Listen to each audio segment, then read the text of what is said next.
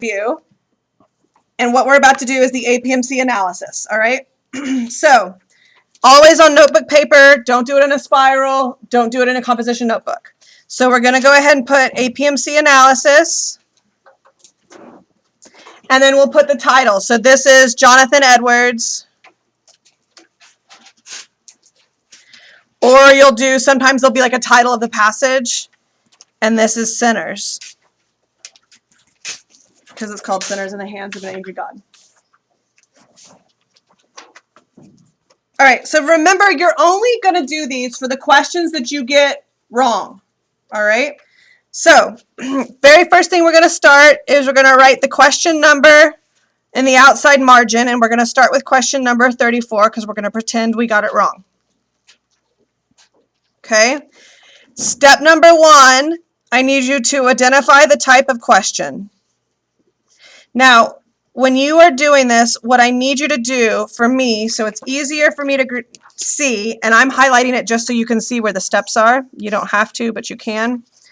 I need you to write this at kind of like scaffolded, or like think like a outline, right? So that you're kind of building in. If you write it like a paragraph, I won't read it because it's just too much to read. I can quickly visually check what's there if you scaffold it. Okay, you don't have to skip lines and all that, just scaffold it for me. So let's look at type of questions. So question number 34, in the first 2 paragraphs, all the images center around the contrast between. Okay, so is it a syntax question? Does it talk about sentence structure? No. Is it author's purpose? Is there anything that has to do with purpose in there? No. Vocab and context? No. Grammar? No. Evidence for inferencing? Yes. Terminology? You'll know it's terminology when you look at the answer choices. So we're going to label this evidence for inferencing.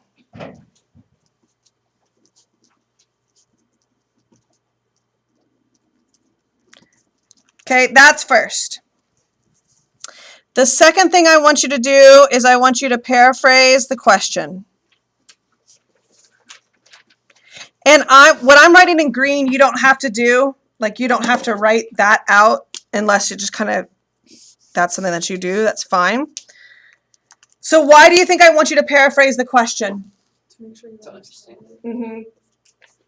A lot of times, I can look at your APMC analysis and kind of make some corrections as I'm looking at APMC analysis. If you're not paraphrasing the question correctly, then I know you just don't even understand the question. Therefore, there's no way you're getting the correct answer. So let's read it. In the first 2 paragraphs, all the images center around the contrast between. So in paragraphs 1 and paragraph 2, comma, the imagery shows a contrast between, so pretty close, right? But notice we're talking about images and imagery. So this is major, this idea of imagery. So in our answer choices, we have to make sure that there is imagery in the passage, okay? Now, type of question, done. Paraphrase the question. Anytime it refers to specific lines or paragraphs or the entire passage, you need to paraphrase the lines, paragraphs, or passage if it refers specifically to it. Okay, so here we need to paraphrase paragraph 1 and paragraph 2. Again, why do I have you paraphrase those 2 passages? So I can make sure that you understand what you are reading.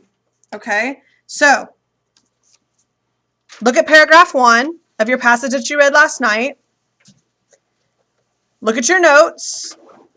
And now paraphrase for me what is happening in paragraph 1.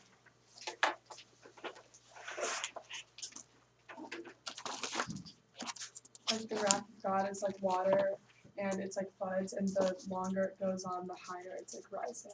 Okay, the wrath of God is The growing flood. Is a growing flood. Good. That works for me. Okay, what about paragraph 2?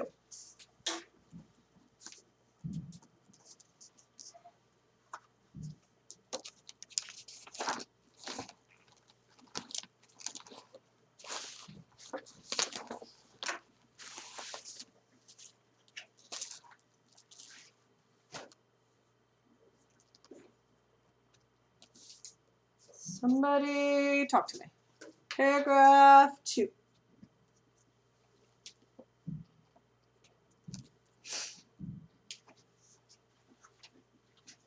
Like he's saving even though he has no obligation to, like he doesn't have a reason that he should be doing it, but he's still from the arrow. Okay, so what about the arrow? He's holding it back from So God is holding a bow, right? With an arrow drawn. And what is he doing?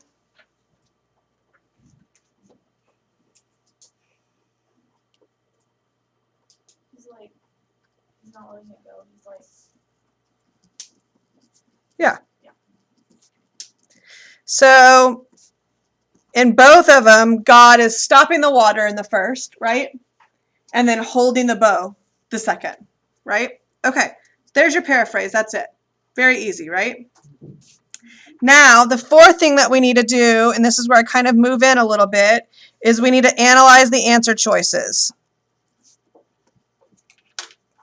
And notice that when we analyze, we are analyzing all of them. So what's going to happen is you're going to know the correct answers. Because kind of what I've figured out over the years is it doesn't do you any good to analyze something if you don't know what the correct answer is. So you're going to know why you're going to know that your answer was wrong, and you're also going to know the correct answer. Okay? So why do I make you go through all of them? Yeah, do you still have to analyze the one that you got wrong? Yes. Yes. The reason why I do this is to torture you. No, I'm just kidding. The reason why I have you analyze the wrong answers is so that you can recognize how questions are worded or how answers are worded and why wrong answers are wrong. You're going to find a trend in why things are wrong. Okay? So we go through all of them. So let's look at question 34A. So you have A and you have pressure and, bless you, resistance. Okay, so pressure and resistance. So when we are looking for something like this, we are having to go back to the passage and look for evidence. So remember, the key to this question is imagery. So now I need to find proof. Can you find proof for me in paragraph 1 or 2 in imagery of imagery about pressure? It said that if he released his hand from the floodgate, it would immediately go through, and that it strains the bow for the arrow. Okay, so the pressure, so what paragraph? So in paragraph 1, right? So God is holding back the waters, right? So why is that building pressure? Why is that an image of pressure? because it's remaining like He's holding something back. Blockaded. Yeah, it's blockaded. So it's pushing forward. It's like a dam, right? Okay. So that would equal pressure. Okay. What about resistance?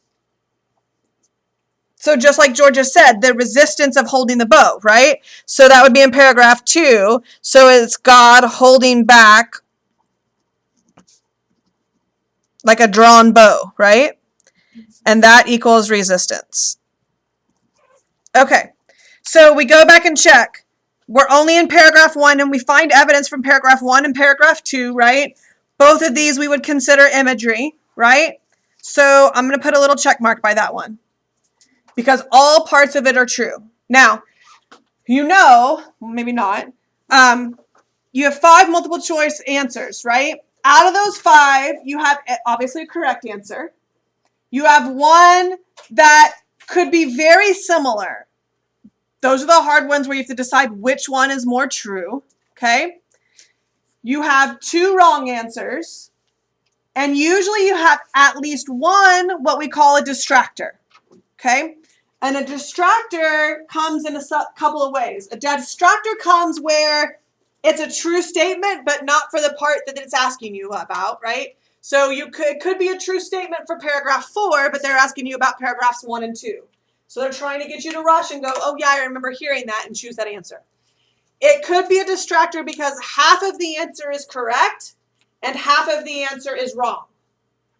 Many times they put the half of the answer that is correct first, so you see it, and don't move into the second half that is wrong. Okay? So that's kind of what we're looking for as we go through. That's why we have to go through all the answer choices. So then we go to B and we look at pleasure and pain. Is there any imagery or is there anything in paragraph 1 or 2 that talks about pleasure?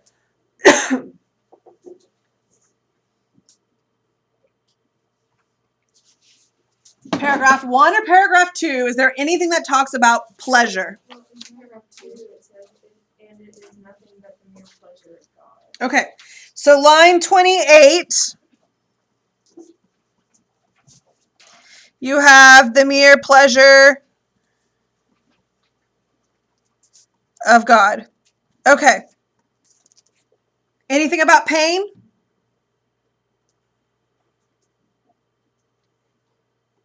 Or any imagery of pain?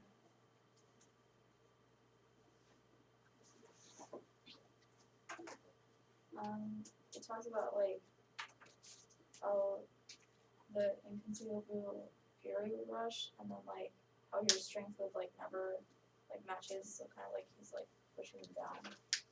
Okay, what paragraph is that? 1, like at the end of paragraph 1.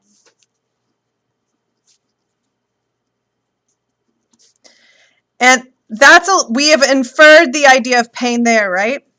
Okay, so look, line 28, the pleasure, is that an image? Is that imagery? Okay, so we have to mark that that's not imagery, so this is a distractor. Why? Because the word pleasure can be actually found in the passage itself. Does that make sense? So they want you to go, oh, pleasure, and then you're skipping through and you go, oh, pleasure of God. Yep, there you go. That's the answer, right? But it's not ever you just go point at the answer. We labeled this evidence for inferencing. So there's not going to be a definite like point to the answer. You're having to infer the idea of pressure and resistance. Does that make sense? Okay, so let's go to C.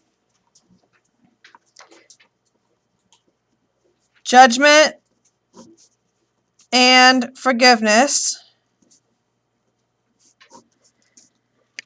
Is there anything about imagery about judgment, God's judgment?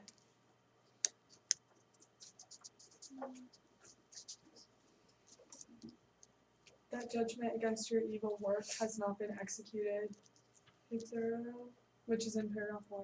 Okay, so in paragraph 1, we actually have the word judgment, right? So again, another distractor.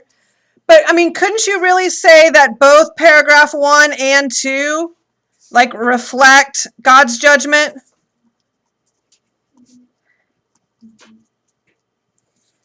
Kicker is, what about forgiveness?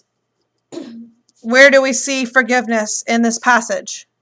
In the whole passage? Not to the end. And it's really even not that great, right? There's not a lot of hope in this passage. So you look at the very end. So in the very last paragraph, there's a little bit, but it's in the last paragraph. So it's in the wrong section. Make sense? So then we go to D.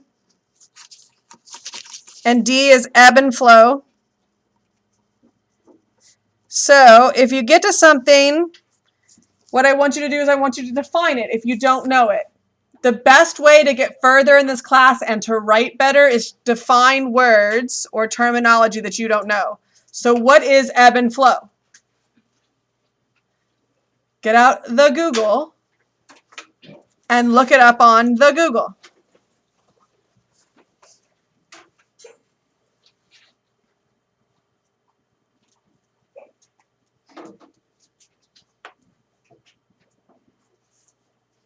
Will we have a dictionary? Nope, not when you're doing APMCs. I got it. What is it? Also called ebb and flood drain are two phases of a tide or no wait, that's the one thing. No, you're going in the right way. The ebb is the outgoing phase. Yeah, so the ebb is the out and the flow is the in, and it's about tides or water. Right? Okay, so do we have imagery of water? Yes, but do you have ebb and flow really shows a relationship, right? Without one, you cannot have the other. So is there imagery of an ebb and flow? Not really, okay?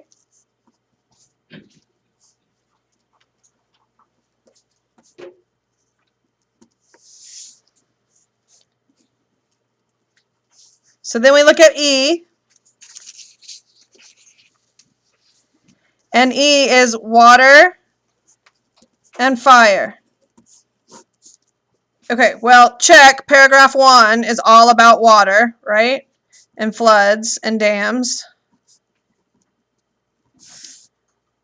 Is there anything about fire? Not till the second half. Yeah, not until the second half. I think it kind of comes like in paragraph 4 or 5, somewhere like there, right? Talking about the burning fire of hell. So notice that half of this is correct, so you have a distractor again. So notice you have a distractor there and a distractor here. Notice, where does the distracting part come? First. Okay, so then you're going to write your correct answer is what? A. And then why is it A? Because paragraph 1 discusses the flood and the building pressure of water.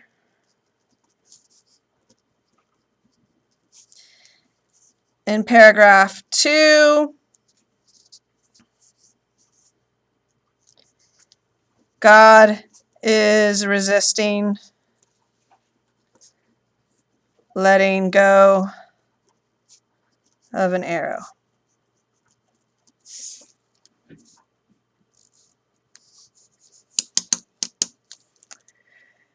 That, my friends, is one question of APMC analysis. Look at your Scantron. Count how many you missed. The number that's listed on there is your total number. Subtract that from 30. That's your total number that you missed. Multiply that number times 15 on average. That is the amount of time it would take for you to do an APMC over something like what you just did. That's the 30 minutes or the 30 questions. 2 hours exactly. 2 hours exactly. What do we have? 4 hours. 4 hours. Yeah.